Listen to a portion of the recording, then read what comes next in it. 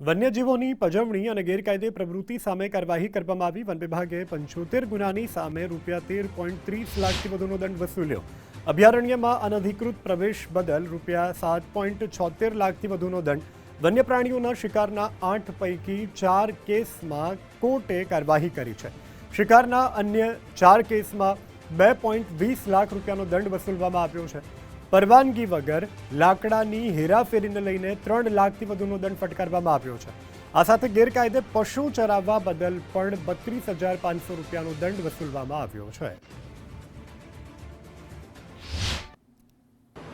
ગીર પ્રતિબંધિત વિસ્તારમાં પ્રવેશના 38 ગુનાઓ નોંધવામાં આવે છે, જેમાં સંબંધિત ગુનાઓમાં નિયમ અનુસાર કાર્યવાહી કરી અંદાજે 7,76,000નો દંડ કરવામાં આવ્યો છે। આ ઉપરાંત શિકારને લગત 8 ગુનાઓ નોંધવામાં આવ્યા છે, જેમાં 4 કેસ કોર્ટમાં રજૂ કરવામાં આવે છે અને હાલ કોર્ટ કાર્યવાહી ચાલુ છે, જ્યારે અન્ય 4 કેસોમાં નિયમ અનુસાર દંડની કાર્યવાહી કરવામાં આવી છે, જેમાં ₹2,20,000નો દંડ વસૂલ કરવામાં આવે છે। વન વિભાગની જરૂરી પરવાનગી તથા માન્ય ટ્રાન્ઝિટ પાસ વગેરે લાકડાની ગેરકાયદેસર હેરફેર કરનાર સામે પણ કડક કાર્યવાહી કરવામાં આવે છે।